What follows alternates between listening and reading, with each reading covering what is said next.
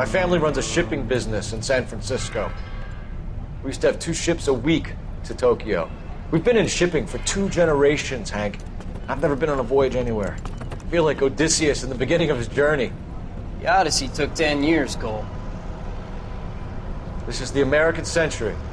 America can rule the world after we win this war. We need to stay alive, Cole. These men are counting on us. Have you heard what the veterans are saying to each other? No. Golden Gate and 48. That's 4 more hard years of fighting.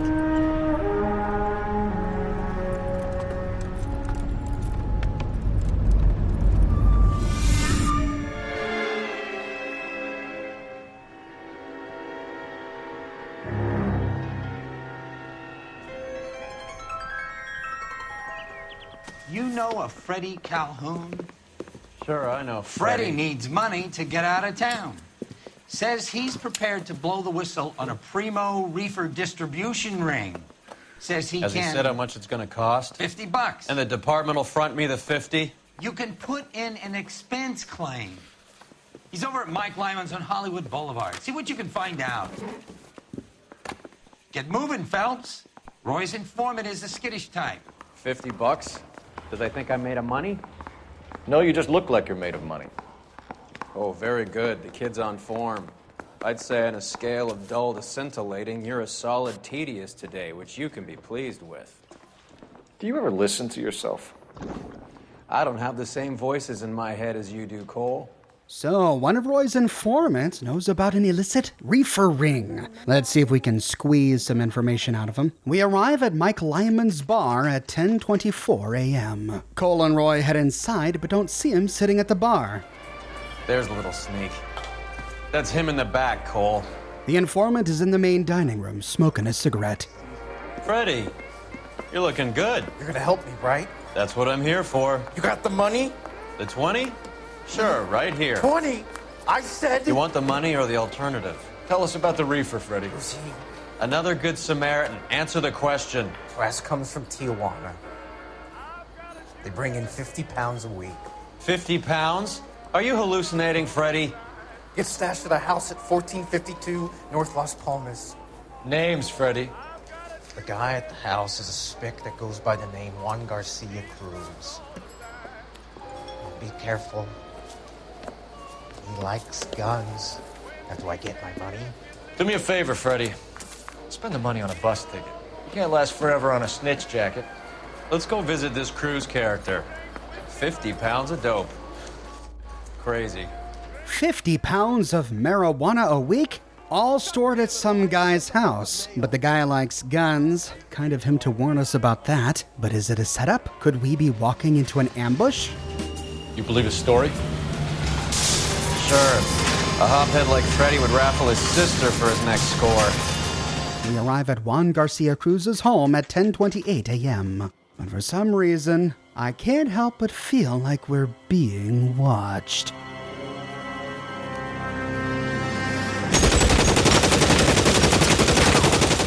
Call for help. I'll try to find a way in. And the suspects open fire with automatic weapons in a suburban neighborhood. And while Roy calls for backup, Cole loses his hat.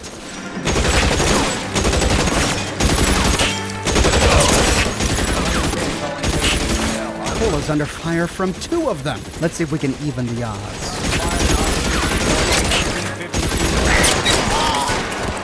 One down, the others reloading. Taking advantage of the situation, we can race behind the building to see if we can sneak on in. 52 North Las Palmas, shots fired. Units to handle, identify code 3. Heading through the back door, we can try to get the drop on him.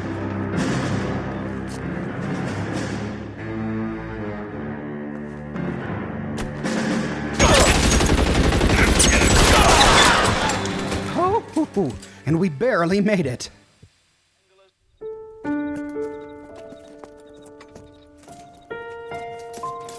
I'll ask you politely to move on. Next time I won't be so nice.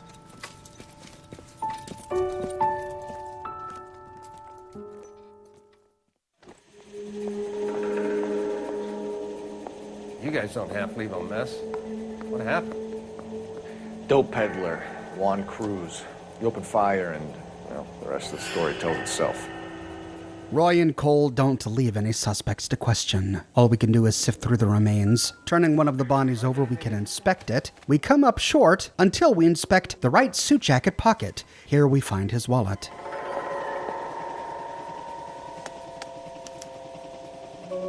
Juan Garcia Cruz. This is his address, but this place looks like a front. So we killed Juan. And Cole's right. This is a small little house to be the heart of an illegal drug ring. There's nothing left in the wallet, but opening the left suit jacket pocket. A silver dollar. I thought they took these things out of circulation.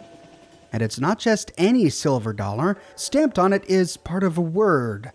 No mass... not enough to make out. However, just as we stand up, we see a scrap of paper lying on a box behind us.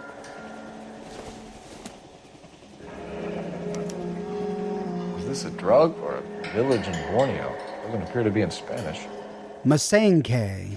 Masenke. Could that be part of the word we saw stamped on the coin? No Masenke M something? But taking a look at these boxes, wow, that's a lot of soup. Doesn't anyone eat regular meals anymore? Junkies feeding on popcorn and grasshoppers living on soup. And all from the same company, Parnell's Soup Company. Tomato soup. Man, even if they had a diet of just soup, you'd think they'd want other flavors besides just tomato. Holy cow, this is a lot of soup. Moving into the bedroom, we see a number of weapons and even more boxes of Parnell's tomato soup. Moving into bedroom number 2, we find more boxes of soup, and lying on top of one is a newspaper clipping.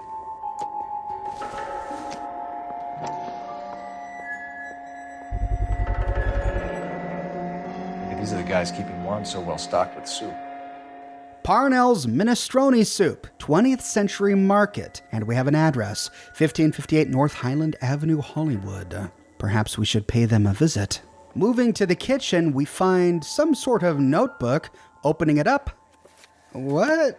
Looks like it was one of their sketchbooks. It only has these 2 pages. Some mermaids floating in the breeze and what appears to be marijuana twisting around an eye. Maybe someone was feeling creative while he was on the effects of his dope.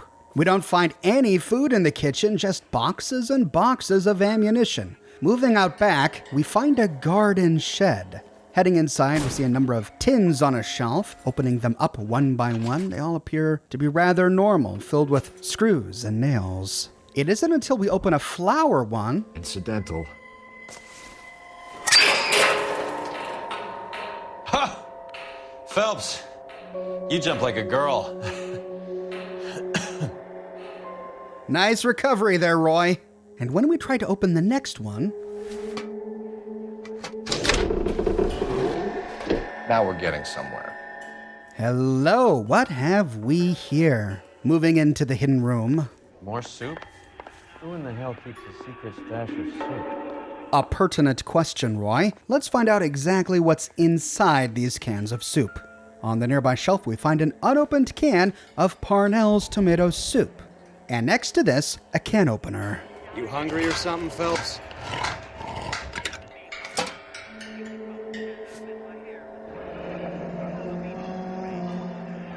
I'd say that's pretty good value for 12 cents. Factory sealed. Someone at the cannery has a lot of explaining to do.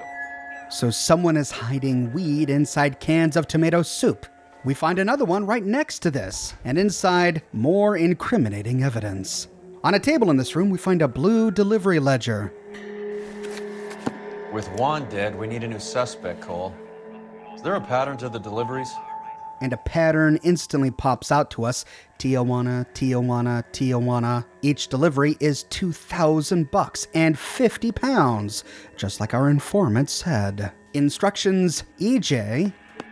This guy EJ seems to be bringing in most of the serious weight. Dates and times seem pretty regular. We should notify the border crossing. Those fuckers are probably in on it. Let's wait and see how this plays out. So marijuana from Tijuana passing through Parnell's soup factory. We now have to make a choice. Do we first go to the market, or do we go straight to the factory? We'll start by going to the factory. Carruthers says the morphine is still turning up. Makes sense.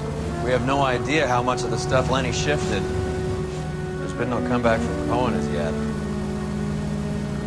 Maybe Confidential magazine is right, and Bugsy is on the slide. You read that stuff?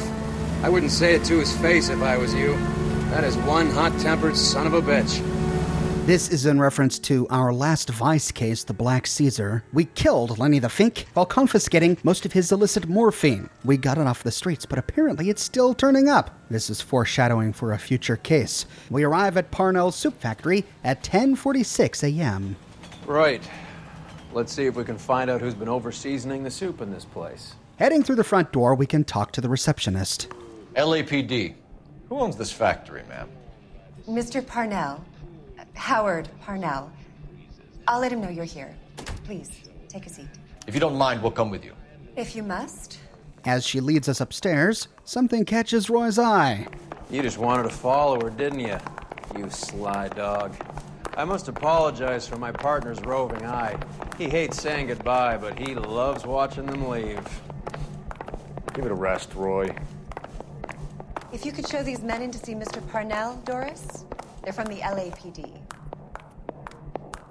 Follow me, gentlemen. What is going on? LAPD, sit tight, fatso. You could be in very serious trouble. There's no reason to be rude. Take a seat, gentlemen. I'm sure we can sort this all out.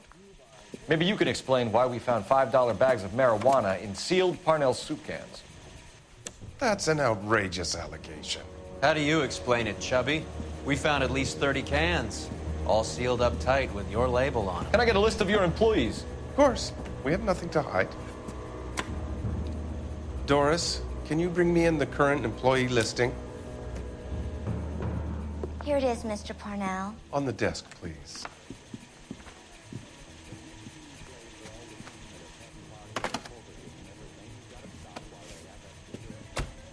Parnell Soup Company employee records 1947. Any name on that list that rings a bell? Well, the first thing we notice is a lot of these are immigrant names. It isn't until we move to the second page that we find a name that rings a bell. This is familiar. 1452 North Las Palmas. A Jorge Garcia Cruz. Is it coincidence that we just killed a Juan Cruz, who just so happens to share the same address as Jorge here? Perhaps the two are related. To find out, we need to interrogate Howard Parnell. We'll start by asking him about the factory-sealed soup cans. The factory-sealed cans we found suggest a very professional operation, Mr. Parnell. We're looking for an inside man. I know nothing about this. I want this stopped as much as you do.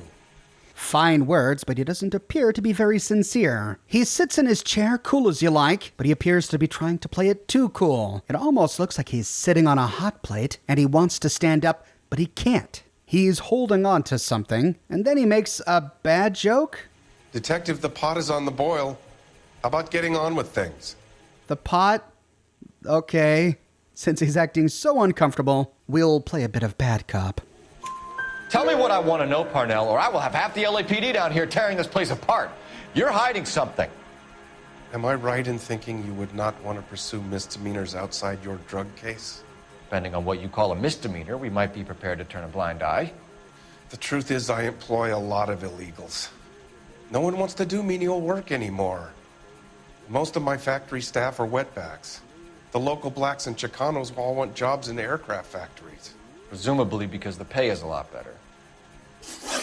Okay, so he employs a lot of immigrants, but how does that connect to our marijuana issue? Next, we'll have him tell us a bit about his company. How are your sales, Mr. Parnell? Just fine and dandy, son. We're entering a new era of prosperity. I hope you're both big soup eaters. If his company wasn't doing very well, that would give us a reason to suspect that he was moving into drugs, but he claims everything is fine, and yet his countenance has changed again. He's no longer sitting here cool as you like. Now his hands are clasped together in his lap, and he can't make eye contact with Cole Phelps. It looks like he's preoccupied, maybe thinking about his business, how poorly it's doing. We have no evidence that he's lying to us, but we can doubt that he's telling us the whole truth. Mr. Parnell, do you know what kind of trouble you're in? Come clean with us. Okay, so things are a little flat. We're deciding whether to lower production. It's taken a while to adjust to not having any military contracts. You know, we sold Uncle Sam 5 million cans of minestrone. Just as we suspected, things aren't looking very good for Parnell's soups. Which leads us to the big question. If Juan and Jorge Cruz are indeed related, how much of what they were doing here does Mr. Parnell know about? Ever heard of Juan Garcia Cruz? Not that I know of. He has a brother employed here. You know him? We employ large numbers of Mexicans. I'm not familiar with them all. Possible, but the way he's holding himself here leads us to believe that he may know whom we're talking about. He's meeting eyes with Cole, but he's got a smug little look on his face, as if he understands the gravity of the situation he's in, but he's trying to appear like he's not being intimidated. Perhaps we can jog his memory with a little bit of bad cop. That's funny, Parnell. He has the same address as his brother Juan, who we shot dead less than an hour ago. You better give me something. Look, I'm not involved in this. I'm getting enough grief from Washington. There's an investigation going on into profiteering. Like a guy shouldn't be able to turn a buck while the war is on. I'm sure thousands of dead Marines sleep soundly knowing that you did okay. We could care less about his business problems. Now we need him to tell us about Jorge. Tell us about Jorge Garcia Cruz. Jorge? I had no idea of his last name. His team does daily maintenance on the conveyor belts and cookers. And this is a tricky one. He has a similar stance to the one he had before, wearing almost the exact same facial expression. The difference here is that he's not hiding either of his hands. Both of them are on top of the table, and he's copying a relaxed stance. It would be easy to doubt his story, since he hasn't been truthful with us at all so far, but he admitted to recognizing Jorge's name, so maybe if we play a bit of good cop, he'll cooperate. So he's here now? No, maintenance is at night. Night shift finishes around midnight. He would usually come in around 9 p.m. and have everything ready for the morning shift at 6. We'd like to take a look around the factory floor, Mr. Parnell. I hope we won't have to shut down the line. No, nothing like that. Thank you. I'm grateful for that. I'll show you around myself. I hate seeing how things are made. This is gonna be like that time I went to the slaughterhouse and couldn't eat steak for a week. Roy just doesn't like anything. God forbid this case take up any of his precious time. Parnell leads us down to the factory floor. And then he goes ahead and gives us the full tour. This is where the produce comes in. We peel and sort all of the vegetables and add them to the line in regular quantities. Fascinating. Fascinating indeed. We see his employees hard at work. He then takes us up some stairs past the conveyor belts, while Cole chastises Roy. Why don't you keep quiet? Might learn something. Oh, good God. This really is turning into some nightmare school trip flashback. Then Parnell takes us across the floor and stops at the hopper. This is the hopper, which boils and purees the vegetables. The other hopper is for the pasta. This way, please. You're loving this, aren't you, Phelps? The soup is ladled automatically into cans. Next stage is labeling. I'd like to see the packing and dispatch area, if you don't mind. Sure. It's over here. Follow me. Cutting the sightseeing short, Cole has Parnell lead us straight to packaging and dispatch. This is one of our dispatchers. Sergio, right? Yes, sir. These men are from the LAPD. Sergio here records our outgoing deliveries. They all go in the book. Just there on the desk. Parnell steps back, and we can take a look at the blue ledger lying on the desk. We're looking for repeat business in large amounts, Cole. And it immediately jumps out to us. Repeat business in large quantities. We see the same thing over and over again. 20th Century Market. 15 boxes. The same marketplace we saw in the advertisement back at the house. What's going on, Parnell? There's enough soup going to this place every day to feed a company of Marines. What are you talking about?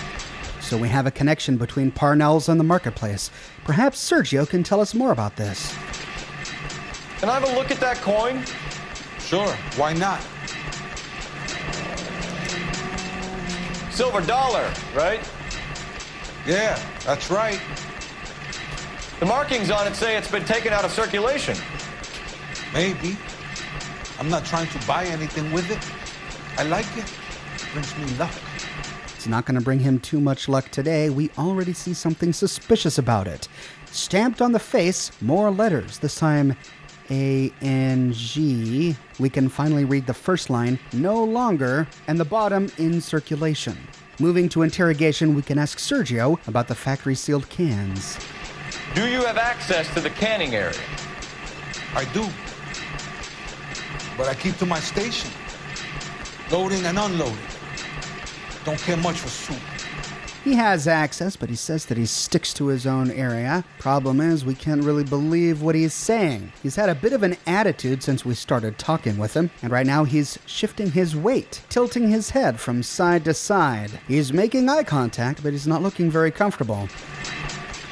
As long as Mr. Parnell says we can stand around here doing nothing, then it's okay with me. Admire that work ethic there, Sergio. Looks like we need to play a bit of the bad cop to get him to open up. Sergio, if you don't give me something, I'm gonna go to Immigration Services and have you deported. I get a shipment once every 2 weeks.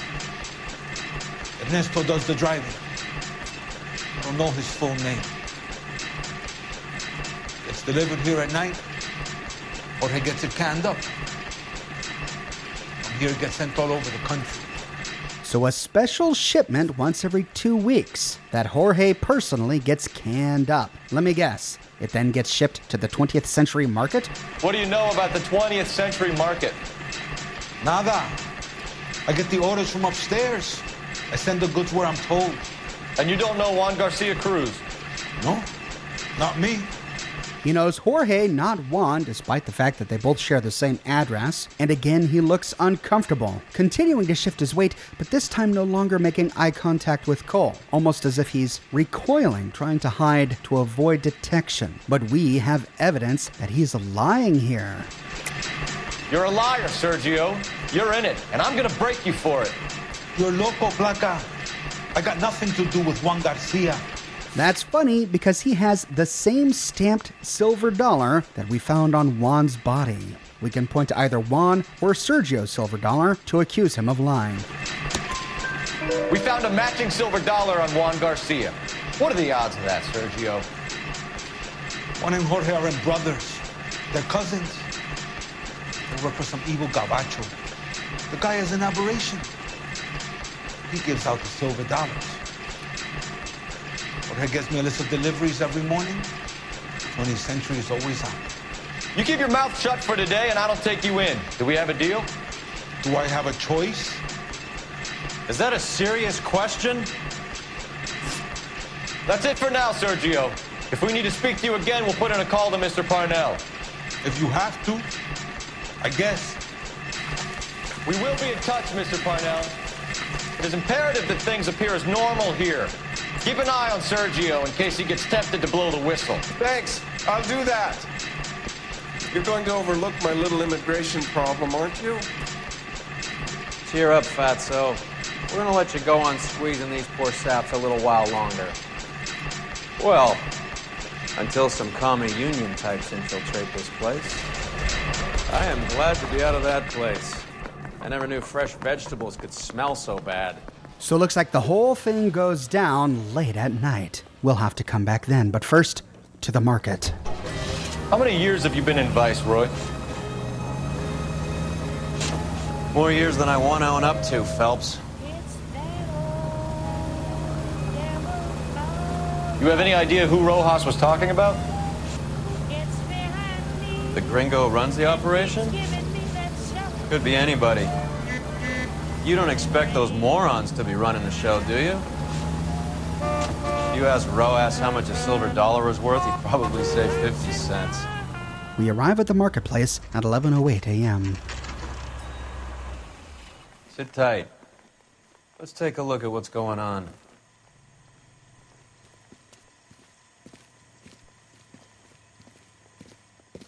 Either these customers are serious soup lovers, or I think we found our middleman.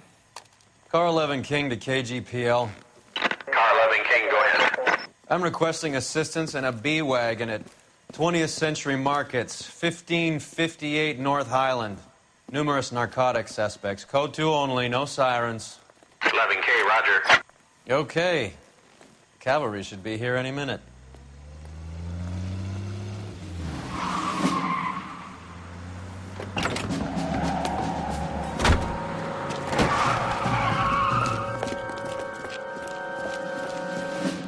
LAPD, nobody move!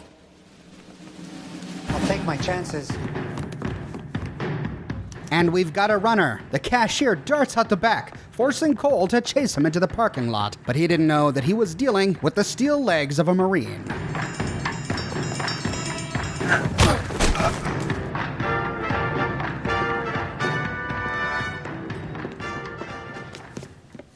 Whatever you're carrying, hand it over.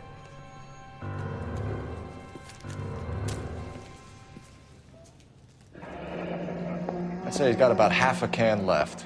I guess that makes me a pessimist. So this guy knew exactly what he was peddling. You can't take me in. Take you in? Be glad he didn't shoot you. I wouldn't have chased you. If it was up to me, you'd be talking out of a hole in the back of your head. I want information. Senor, I would like to help you, but I got a family in Mexico I have to provide for.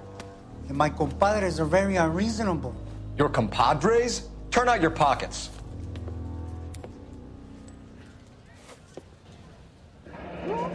I need Ray to run down these silver dollars.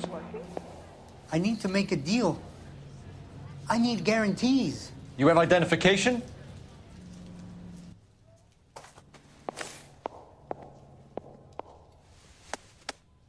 Sanchez Erto, Mexican, Tijuana address. Tijuana, which as we already know, is where the marijuana is coming from. Here's the deal, Erto. You give me information, and I won't give you to immigration. We have a hunch that this Ernesto driver whom Sergio told us about may be the same EJ whose name we read on the ledger inside the hidden compartment at the house at Las Palmas. But we don't know for sure. Let's see if Sanchez here can connect a few dots for us.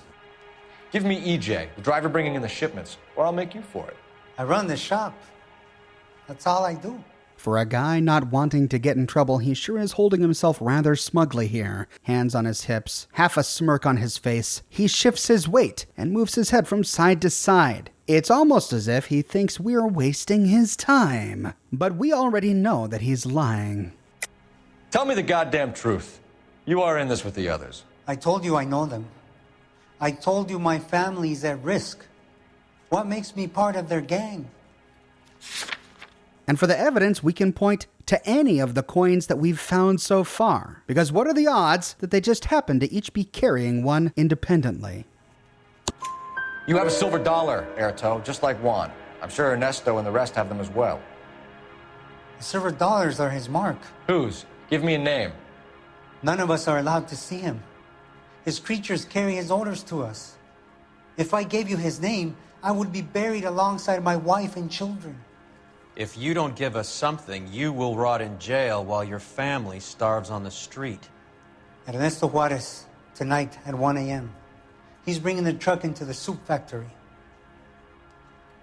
Please help me, sir. Ernesto can be very cruel. This response is very confusing. He just claimed that neither he nor any of the others are allowed to see this guy, but then went on to confirm what we know, that Ernesto personally drives the truck to Parnell's. But if that's true, then he would, as a consequence, meet face-to-face his co-conspirators working at Parnell's. We finally got Ernesto's last name, Ernesto Juarez, so we know that he's the same EJ we read about in the ledger. But we also learned from Sergio back at Parnell's that there was someone above Ernesto, someone actually calling the shots. I suppose we can deduce from this exchange that Sanchez here is getting the two mixed up. It's the main guy who gives Ernesto and the others their orders, whom he never sees, whose creatures deliver their orders. At any rate, we walk away with the time for the next delivery. EJ will be at Parnell's with the next delivery at 1 a.m. Tell me about the soup cans. The soup is very popular, as you can see.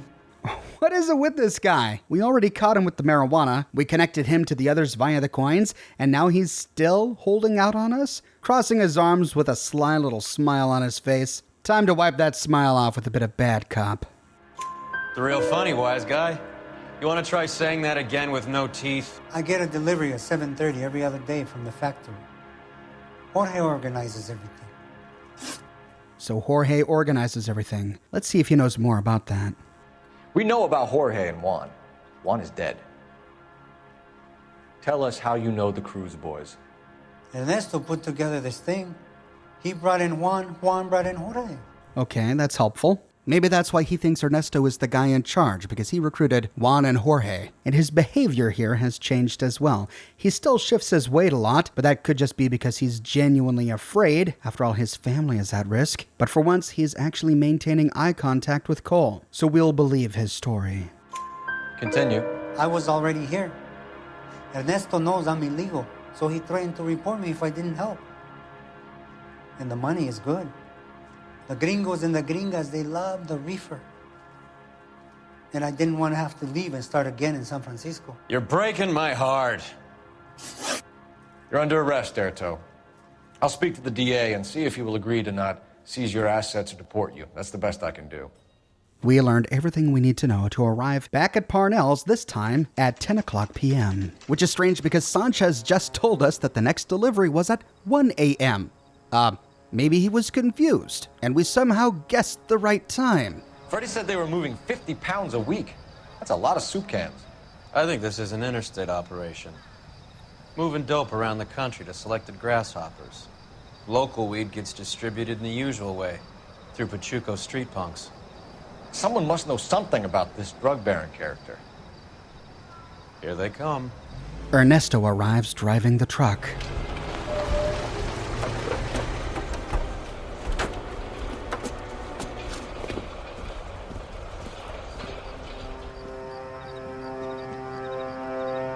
Let him unload the goods first. We wait until just the right moment. Now? Let's get him.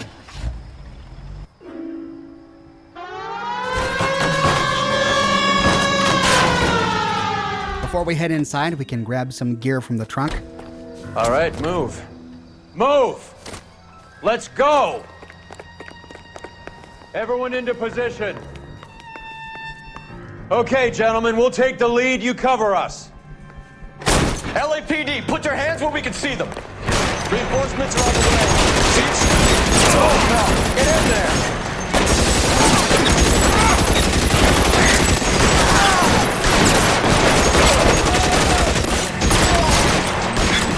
Get the hot stuff in your mouth. I'm gonna put it.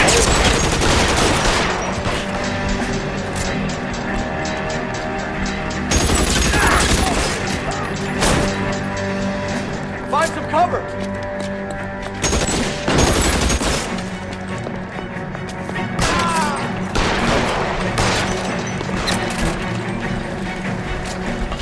All clear? I think that's the last of them, Cole.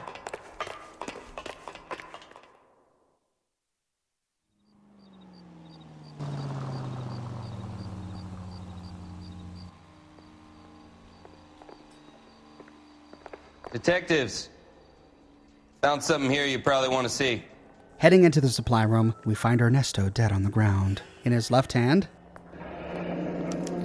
$1 per dead man. Doesn't seem like much for a human life. and in his pocket, Tijuana address. We should see what the federales have on it. and in the pocket of the wallet, we find a movie ticket, The Sea of Grass. Fitting. God damn. I think we found our stash, Cole. Take a look in these boxes.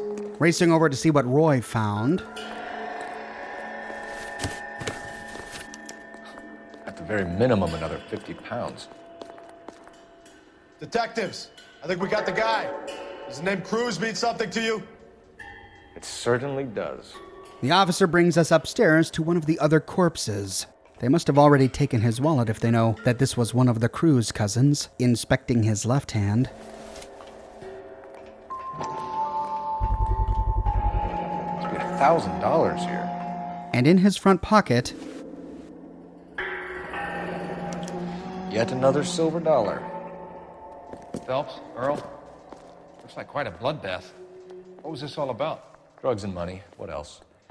Speaking of money, where did that roll go? I picked it up for safekeeping. The department owes me 50. Ray, I have another 2 coins for you. Great. I've got something to show you. It's all set up on the table over here. There. Take a look at these coins you've been collecting. I guess this means they picked up Sergio, if we have all the coins. There are letters cut into each coin, along with not legal tender. What does it mean? Those are Morgan silver dollars from the 20s. They were removed from circulation and sent for disposal. A number of smelters around the country had the contract. Look at them together. Can you work out what it says? We now have to arrange these in order so that the stamps on each can be clearly seen. We can organize the first line to the left and the last line to the right. The first coin, MAS. The second, ANG. The third, KAY. The fourth, MET. The fifth, ALS. Masanke Metals. A metal foundry. Would you like the address?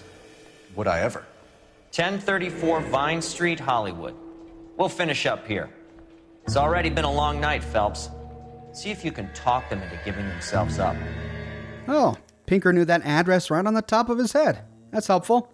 So Ernesto was delivering the marijuana to the soup factory so that the Cruz cousins could pack it to deliver to the marketplace to sell. This metal foundry must be where the marijuana was coming from, so that's our next stop.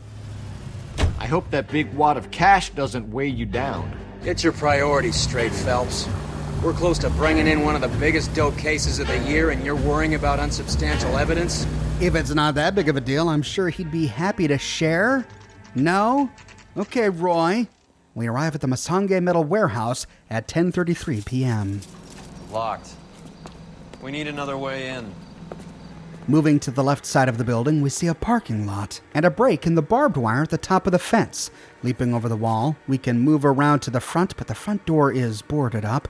Heading down an alleyway, we can move around back. Cover the back door, Roy. We see that the back door is open. Creeping closer, we see 3 men playing cards at a table. Will they be violent if we show our face? Hey! Reinforcements are on the way!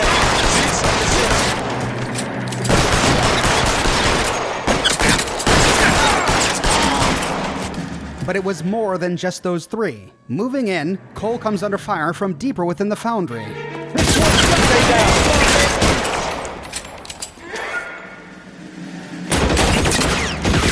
Push forward! With the foundry floor clear, Cole and Earl move to the staircase. You okay? I'll tell you when I see what's waiting for us at the top.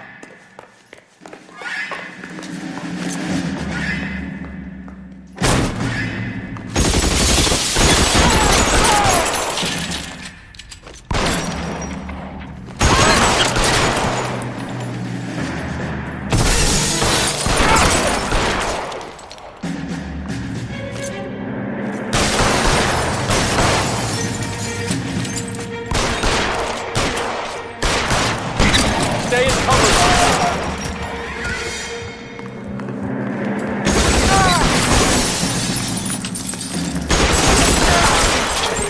With these cubicles clear, we move upstairs to again come under fire. Find some cover!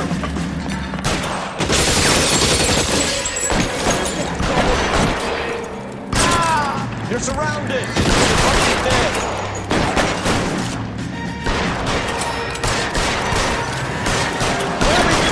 Here. Stay in cover! The last thug dies as we reach the manager's office. LAPD, hands up!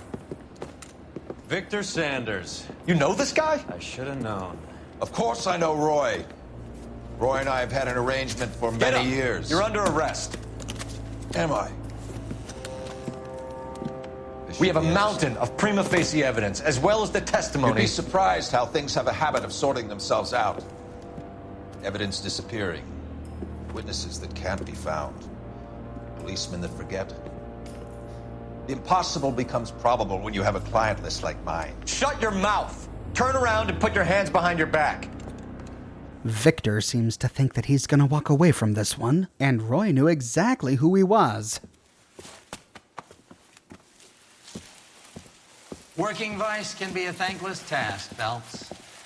But on behalf of the brass and the moms and dads and the concerned citizens, I'd like to commend you and your partner for smashing this dope ring. Reefer is almost as big a threat to the children of this city as communism. What about Sanders, Lieutenant? Leave Sanders to me, Phelps. The chief will be looking after that one personally. He will be brought to trial. Phelps, we are celebrating your success. Don't push your luck. Sanders is no longer your problem. And it appears that Victor may be right.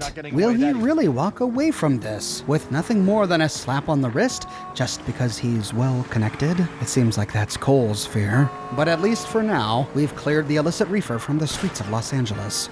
As we will soon see, the rich and powerful play by a different set of rules. Something Cole will have to come to terms with. We'll pick up with that story in the next episode. If you don't want to miss it, be sure to subscribe and to click that bell notification button. If you already have, but you're still not getting notifications, go ahead and follow me on Twitter. I manually update Twitter with the link to every video I publish. I have a shirt shop with completely unique designs you can't find anywhere else. My designs come in a variety of men's, women's, and children's sizes, and in a wide array of colors. They come on other products as well, like smartphone cases, pillows, posters, mugs, stickers, prints, etc. So if interested, you can find a link to my shop in the description below, or you can click here. If you like what I do and you want to support me in a more personal way, consider becoming a patron on Patreon or a member here on YouTube. But more than anything, I'm just so glad you're here watching this video with me today. Thank you so much for watching, and I'll see you soon with the next episode to the full story of Elaine Long.